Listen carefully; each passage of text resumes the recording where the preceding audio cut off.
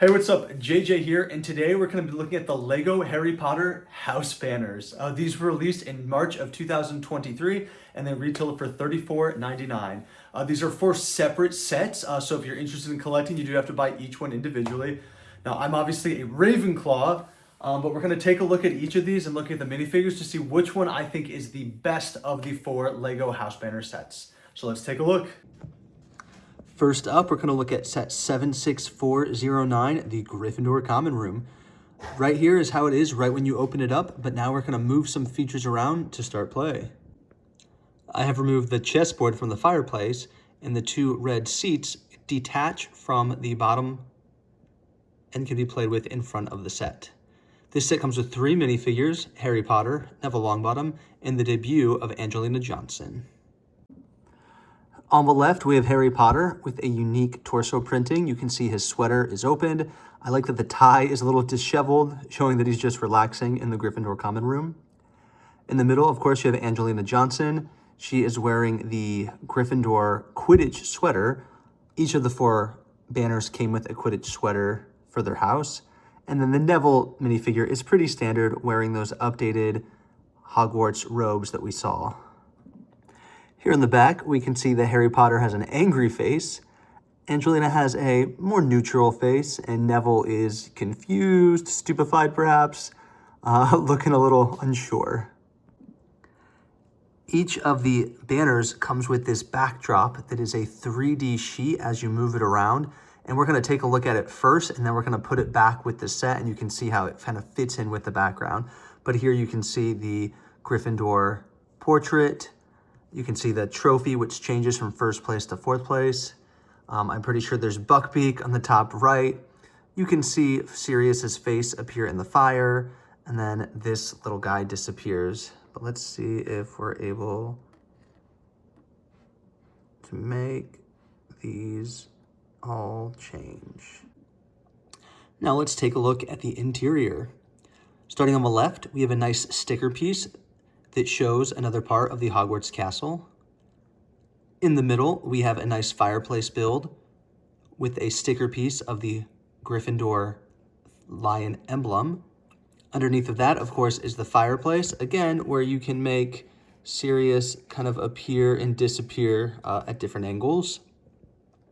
We can see a broom, the sword of Gryffindor. You can see the golden snitch, the portrait of Godric Gryffindor. Behind the golden snitch, that is the trophy that changes from first place to fourth place. We can see the staircase out of the common room, lit by some candles, and then on the right, another portrait in some curtains. I personally like the Gryffindor banner build. I feel like there's a lot of details packed into a small set. I like that you can display it hanging on the wall, or you can also open it up for the playset. They haven't had a ton of those 3D backdrops for many sets since like the original wave in 2001, but I think it works really well with these banners, and it really offers you the opportunity to make these scenes a lot more complex. Next, we are looking at set 76410, the Slytherin house banner with 349 pieces. This is actually the most piece count for any of the four banners. Here's what the banner looks like when you open it up from the hanging position, but let's take some pieces out. Similar to the Gryffindor house banner, here in Slytherin, we can see that a black chair comes off of the base. We also create that staircase on the left-hand side where Draco is standing. A nice table comes out of that upper right-hand window, and there's a few additional pieces that come out from the background. Now on the table here, I do have the Slytherin locket.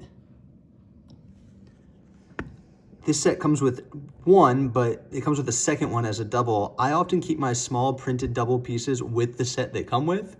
Not for any reason necessarily, rather it just makes the most sense to me. We also see a green snake and a couple different green orb pieces.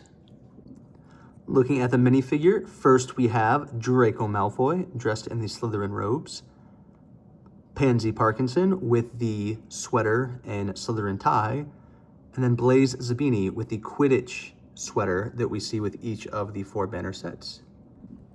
Looking at the back face printing, Draco has a very sad or scared, unhappy face. Pansy, on the other hand, has a screaming, angry face, And Blaze does not have back face printing because of the hairpiece. Once again, we're going to take a look at this backdrop that allows some playability when you alternate it to see different things. We see the portrait of Salazar Slytherin there in the center. In the top left, you see the eye of a creature. We have a fireplace. You have some writing, Tom Riddle was here.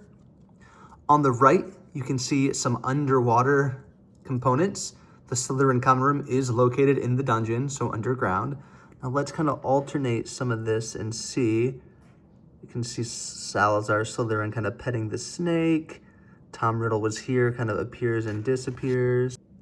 You can see the creature's eyes, and the fish also move. Now, looking at the components of the backdrop, on the top left, of course, we see the Slytherin snake emblem. Underneath that, there is a skull, a silver cup, a feather quill. We also see that Slytherin locket. Like I said, I just kept the double with the set. That snake piece at Pansy's feet actually can go in that cupboard behind Draco. Of course, we have the portrait of Salazar Slytherin. On the right-hand side, we have some additional portraits. Looks like Professor Snape. And then we also see some books as well. Next up is set 76411, the Ravenclaw banner. This set has 305 pieces, and like the other banners, comes with 3 minifigures. This is what it looks like once you take it down, but let's move around some of the pieces. Similar to the first 2 banners, here we can see 2 chairs can be taken down and added to the front of the set for play features. The set also comes with these 2 lamps. I think that's what they're supposed to be. I'm trying not to be too critical because we don't get a ton of insight into the Ravenclaw common room in the movies, so I'm not really sure what to expect to begin with. Looking at the minifigures, of course, we have Cho Chang. She is wearing the Ravenclaw Quidditch sweater. Probably my least favorite of the 4, only because I just don't think the tan pants look as nice with this blue color as it does with the other 3. In the middle, we have Luna Lovegood, and she is wearing the Ravenclaw robes. And then appearing for the first time in this set is Michael Corner. Similar to Harry Potter, he has that open sweater with the tie. His is not disheveled, so I actually like how there's a variance between Harry and Michael's ties. Looking at the back face printing, Cho has a sad face for all the times Harry's going to break her heart in the coming film. Luna is wearing her Spectre specs, which look really good on her. Really happy they released another Luna Lovegood figure with the Spectre specs. And then Michael Corner has a more traditional smirk or smile opposed to his laughing face on the first side. Here, looking at the 3D backdrop, this is probably my least favorite of the 4 banners because there's not quite as much going on. We can see the Lost and Found opens and closes. That crystal ball has some smoke. And we can see the night sky kind of goes back and forth. I guess it does. Does the statue move? I feel like the statue moves to it. That's pretty much it for this one. Now let's look at the different components of the background. Of course, this is the Ravenclaw common room, so there are lots of books pretty much behind the chairs, on the bookshelf. There's an actual book piece. There is a fireplace in the center of this build, and just above that fireplace is the Ravenclaw emblem. And here we just zoom in a little bit on the Rowena Ravenclaw statue. And I also want to take a look at the diadem. Now, I think that's what this is supposed to be, and it's rather disappointing. I actually prefer the Slytherin locket print piece over the diadem here. Next up, we have set 76412, the Hufflepuff common room. And this set comes with 313 pieces and 3 minifigures. Comes with Cedric, Hannah, and Susan Bones. Here we see it right when we take it down from the shelf, but let's see how the pieces come out. Looking at the Hufflepuff common room, all I can really think of is how they missed the mark with the Ravenclaw common room, because there's a lot of great stuff going on here. We have Hannah watering the different plants. We have Cedric sitting at the table of sweets, and then Susan is going through the toolbox. Here we see the 3 minifigures. On the left, we have Hannah Abbott. I much prefer this Hannah Abbott minifigure to the kind of student battle pack figure that Hannah came with earlier. I think this is a much better face print for her, opposed to that reuse of the floor face print from the battle pack. I also like this hairpiece for the character much better as well, and she is wearing the Hufflepuff robes. In the middle, we see Susan Bones. I really like that recolor of the Moaning Myrtle pigtails. I I think it really works for her character. I think that face print with those freckles is really nice as well.